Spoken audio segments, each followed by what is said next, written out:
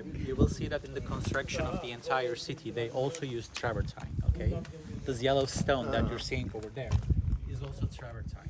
The travertine that they used to extract in order to build their buildings and the travertine that is formed by the hot spring waters are two different travertines, okay? Travertine is a rather large family, okay? It can be a different color, different texture, but this is still travertine. And we know that the church itself was built in the 5th century, okay? It was dedicated to the Philip. There's a long theological debate about which Philip is that one, if it's the Philip evangelist or Philip the apostle. So we will talk about this later. Josh probably knows it a lot better than me, so maybe you could explain us in the bus. But we know that Philip came here in order to preach Christianity during the 1st century. He made a speech at the theater of the Hierapolis that we just had been. And during the speech about Christianity, he told him that Apollo was a false god. And this pissed them off. Sorry for the expression.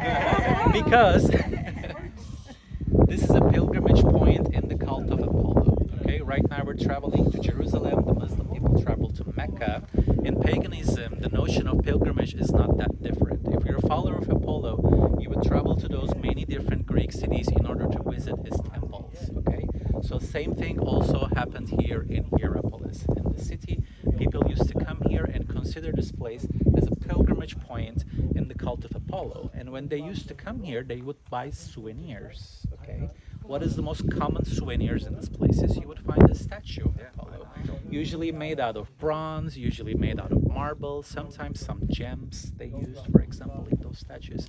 And one of the most important commercial products of the city is these statues of Apollo.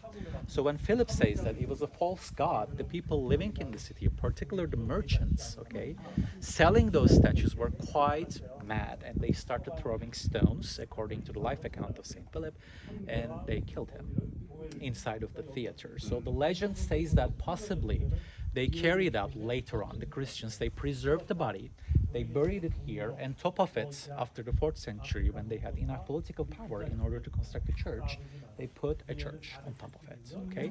During the reign of Emperor Justinian, who built Hagia Sophia, he made a strong, big donation to the city in order to amplify the size of the church, but it was destroyed by the earthquakes. Right now, you're seeing only the reconstructed part by the Italian archaeologists, okay?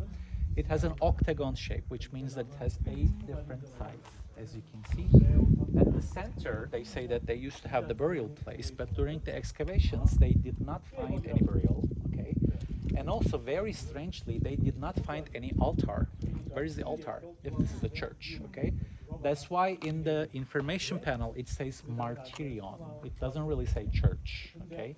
That's the difference in between, because martyrion is a memorial construction, okay? You would go inside, you would find the icons and some visual materials related to Philip. You would pray, or you would use the entire space for religious processions, okay? So we strongly believe that actually this was not a church. It was a martyrion. So people used to come here in order to pray during their pilgrimage, okay? Please do not forget that we're following the Silk Road, and during the medieval times, if you were from Constantinople, if you were from any Balkanic country or European country, on your way to the Jerusalem, you used to follow the Silk Road and stop in the cities inevitably, okay? So Christian pilgrimage used to come here too. Probably they were just staying inside, praying in the small chapels all around, or performing some sort of sacred ritual dedicated to Saint Philip. We have one account from the 11th century that explains that later on, this entire space was used as a small shrine for 2 Byzantine saints. We call them Cosmas and Damianos. Okay, you can find their name in the information panel once you leave on your right-hand side. In the Byzantine culture, both of them are related to medicine, so you would actually go to their temples, to their church, if you were sick with something. And we know that they used to perform some sort of ritual that is called incubation. Have you heard of it? Incubation. Well, if you studied biology, maybe you used to also remember it from there. If you leave a lot of bacteria at the same place, they incubate after a long time, but they're using the word in order to define an entirely different process. So I can explain to you like that. Let's say that you have a sickness, okay, that you're not able to... Incubation. Incubation, okay? So let's say that you have a sickness, you have a disease, you looked for treatment from the Greek medicine, but you were not allowed to solve your problem, okay? You would visit a church or a shrine that was dedicated to Cosmas and Damianos. We're talking about 9th, 11th, 12th centuries, okay? You would sleep in that church during the night, okay? And when you wake up, you were supposed to tell your dreams to the religious people or the monks working inside the church. They were supposed to interpret your dreams and come up with a treatment regime. Okay, so this is called incubation. The entire process, it was practiced during the Greek times. We know that some Christians also adopted it. It was like a very pagan element, but from the documents, from the sources that we have from the Byzantine period, we know that the pilgrims just used to do that when they come to those shrines. And there is a theory that during the 11th century, this entire space was also used for incubation, because people used to come here to treat all sorts of illnesses, okay? I couldn't show you at the entrance because we were in a hurry, but when we're going out, I will show you a map of Hierapolis. This city is bigger than Ephesus in size, never had so many people in it, okay? But in size, this is bigger than Ephesus. And almost more than half of the city is necropolis, okay? Necro means dead, and polis means city, right? The city of the dead. I'm trying to say cemetery, okay? The city, entire city, half of it is covered with tombs because people used to come here when they were quite old and sick, looking for treatment, and most of them died here. And anciently, transfer a corpse from here to another city was quite expensive.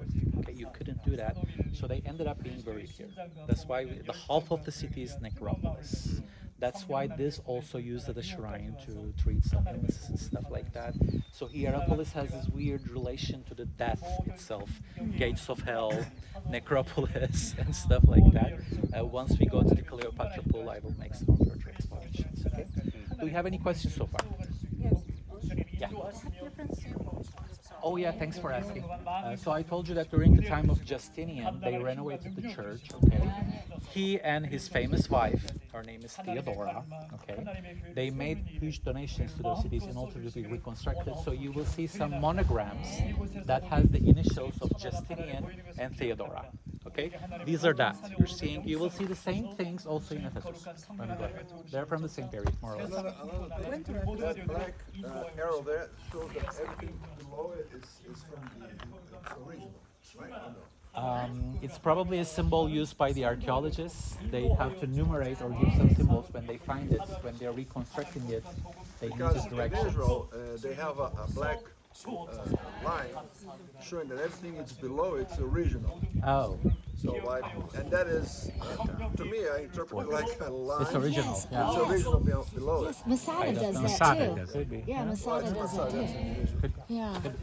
But this is the first time I hear about Cosme Damião. Really? Because well, I heard in Brazil. In Brazil, Cosme Damião is celebrated like Halloween. Well, not like Halloween, but the kids go on house to house to get candies. Yeah. On the day of Cosme Damião, which is September 27th. Or But they are nothing to what do we with call being- the medical saints. Okay, they take off this area of illnesses and sicknesses. Yeah. So this whole area is gates of hell too. All these are gates. No. The gates of hell just like this one particular cave that is located between the temple of Apollo. Oh, okay. I will There's show it one you right place. now. Oh, okay. That's all. All right.